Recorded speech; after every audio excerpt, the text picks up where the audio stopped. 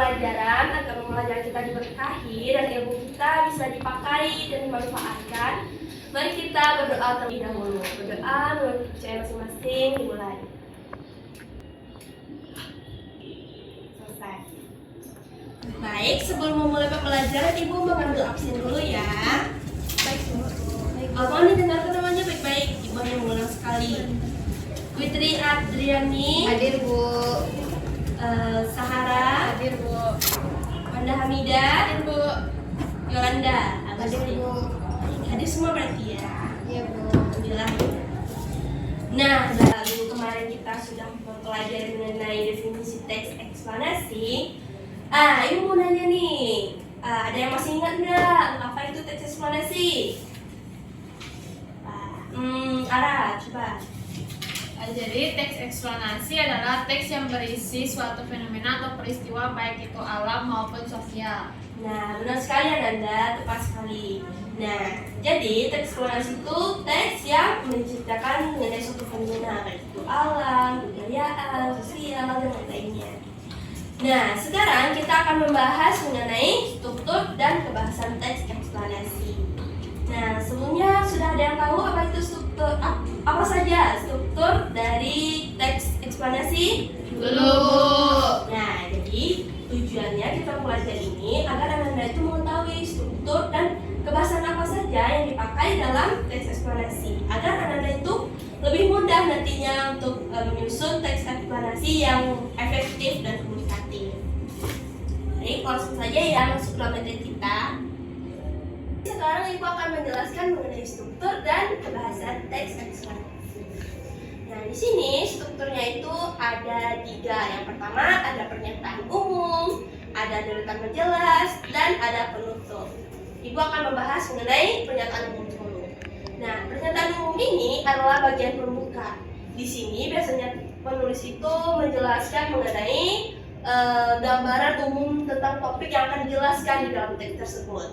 Contohnya, jika teks eksplanasi membahas tentang bencana banjir, maka di bagian pernyataan umum itu akan menjelaskan mengenai apa itu banjir, di mana banjir itu bisa terjadi, dan mengapa hal itu penting untuk dibahas. Nah, tujuannya agar pembaca mengerti dahulu itu mengenai topik utama sebelum masuk ke dalam penjelasan yang lebih mendalam.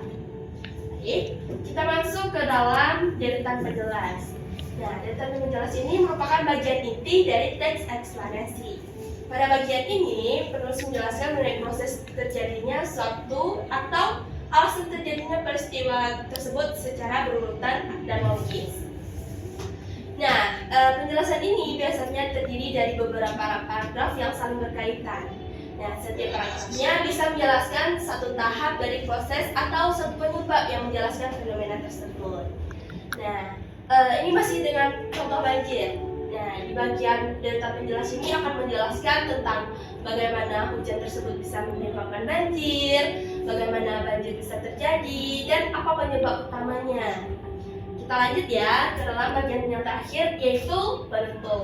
Nah, penutup ini seperti namanya, ini merupakan bagian yang terakhir. Biasanya bagian penutup ini tidak selalu ada dalam teks eksplanasi, hanya kadang-kadang saja. Nah, tetapi ini lumayan sering untuk ditambahkan. Isinya dapat berupa kesimpulan dan penjelasan dari sebelumnya, pandangan penulis tentang pentingnya memahami fenomena tersebut, atau harapan agar pembaca tersebut bisa mencegah atau mengatasi peristiwa yang dijelaskan. Baik, sampai di sini ada pertanyaan? Tidak, Bu. Baik, sudah jelas ya Nanda?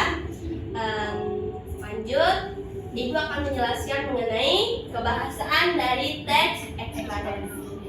Nah, sama dengan teks lainnya, teks eksplanasi ini mempunyai ciri kebahasaan yang harus diikuti dan dipatuhi agar teks eksplanasi tersebut efektif ya, Nanda. Yang pertama, yaitu menggunakan konjungsi kausalitas dan kronologis. Nah, teks eksplanasi ini banyak menggunakan kata penghubung konjungsi yang menyebutkan sebab akibat atau urutan waktu. Nah, konjungsi kausal ini yaitu konjungsi yang menyertakan sebab akibat.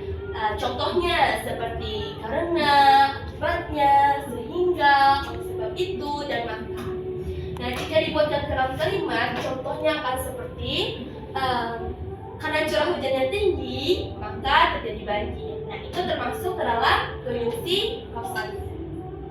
Nah, lanjut ke dalam konjungsi kronologis, yaitu konjungsi urutan waktu.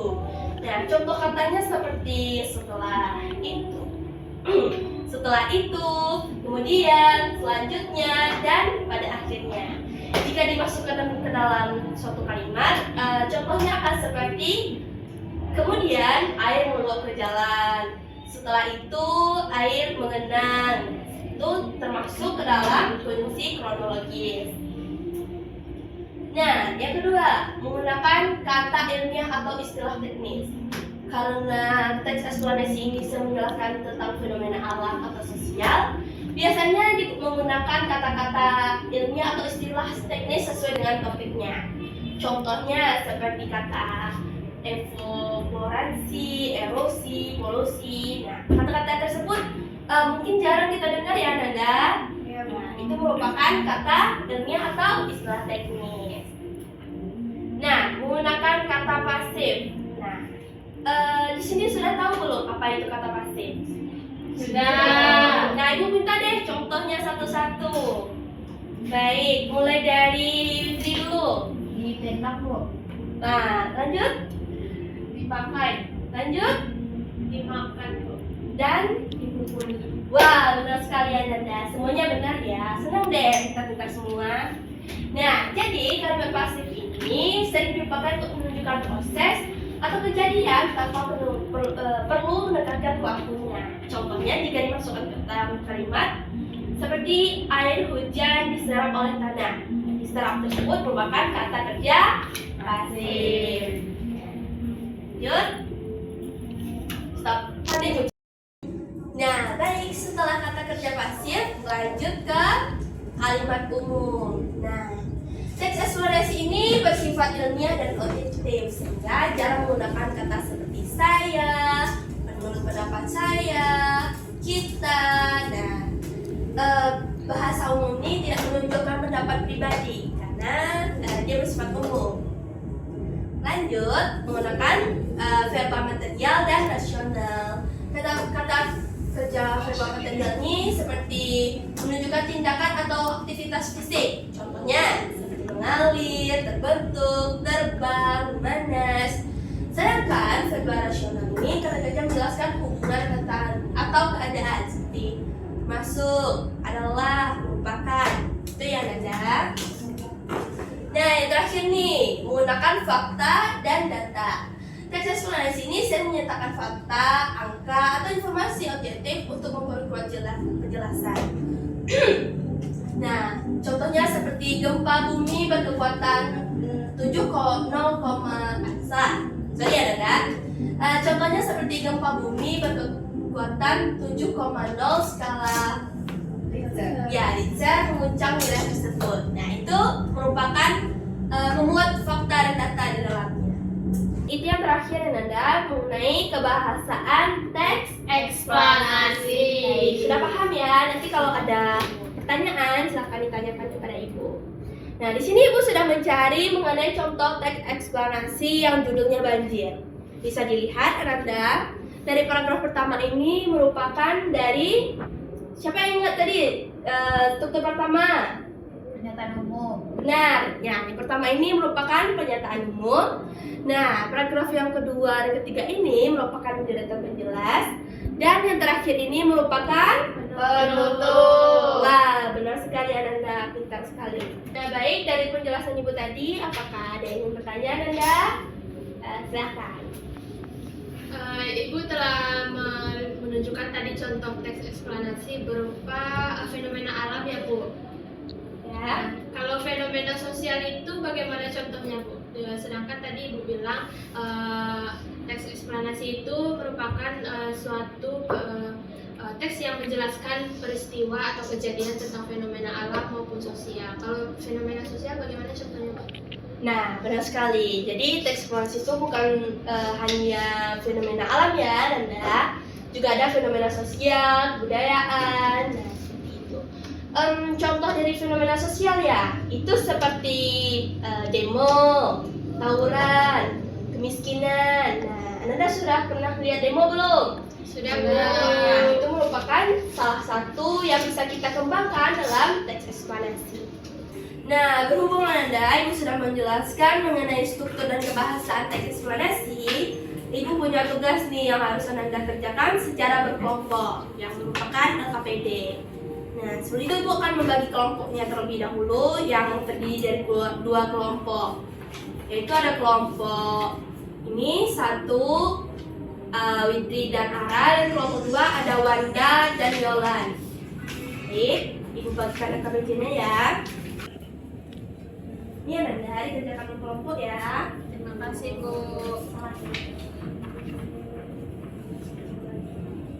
Kelompok ya Ananda. Nah, di sini Ibu akan menjelaskan terlebih dahulu. Bisa dilihat Ananda dari yang pertama ini merupakan petunjuk kerjanya, bisa dipahami dan dibaca. Dan di sini ada analisis struktur teks eksplanasi ya. Teksnya merupakan teks yang sudah Ibu bagikan masing-masing ya.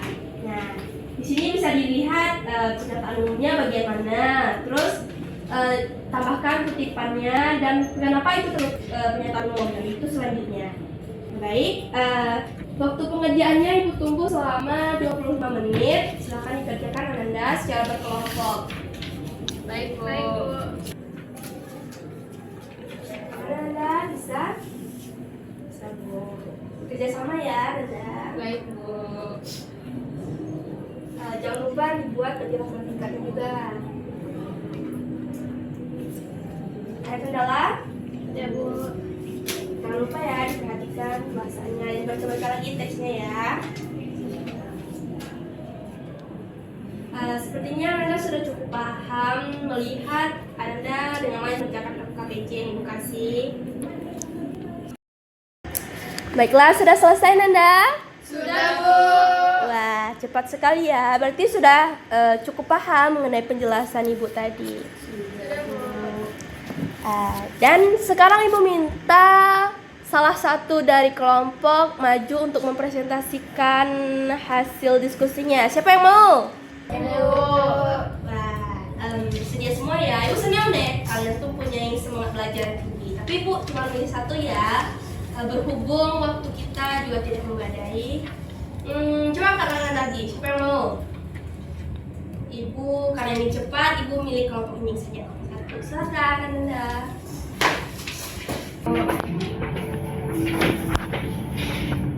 Baik, kami dari kelompok 1 ingin mempresentasikan hasil diskusi kami mengenai analisis struktur teks eksplanasi tentang proses terbentuknya pelangi. Yang pertama yaitu analisis struktur.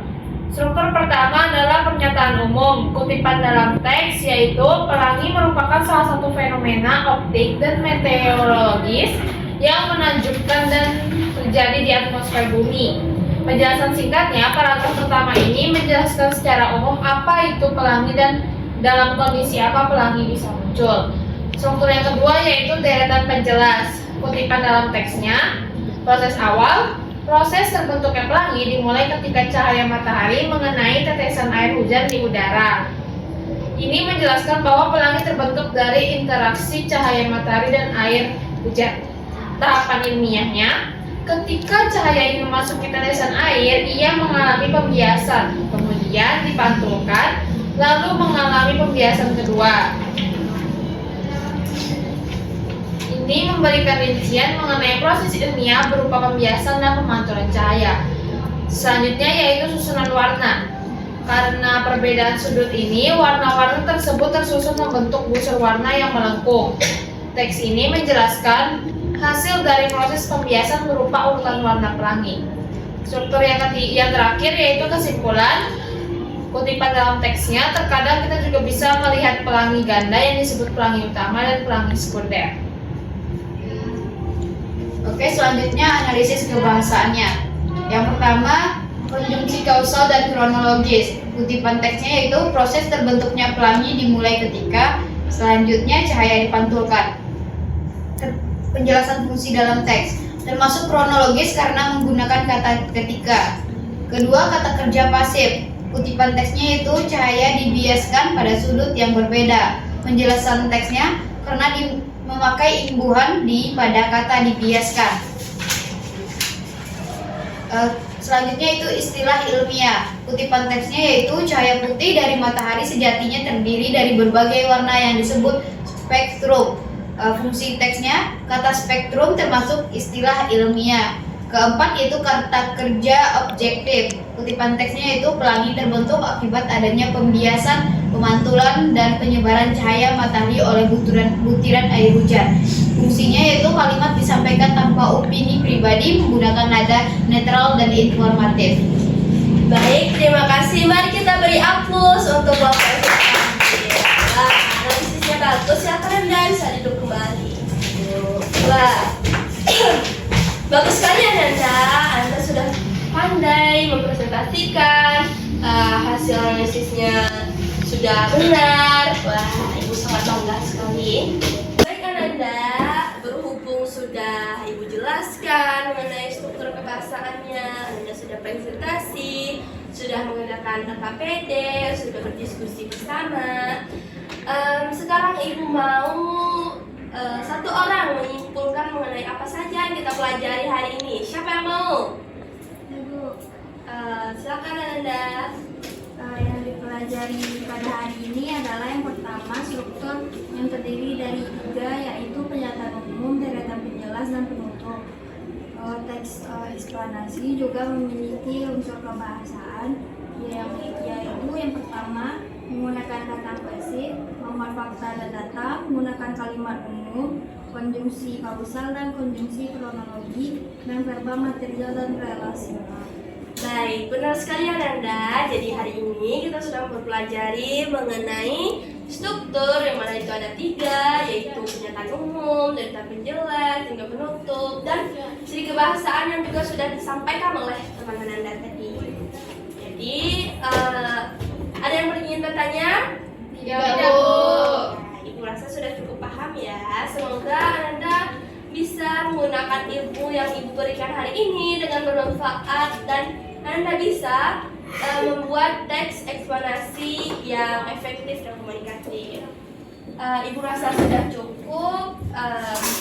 Ibu akan tutup. Berhubung ini di akhir pembelajaran, mari kita bersyukur bersama atas ilmu yang kita dapatkan hari ini. Mari kita mengucapkan alhamdulillah bersama. Alhamdulillahirabbil alamin. Assalamualaikum warahmatullahi wabarakatuh. Waalaikumsalam warahmatullahi wabarakatuh. Anda sudah boleh pulang.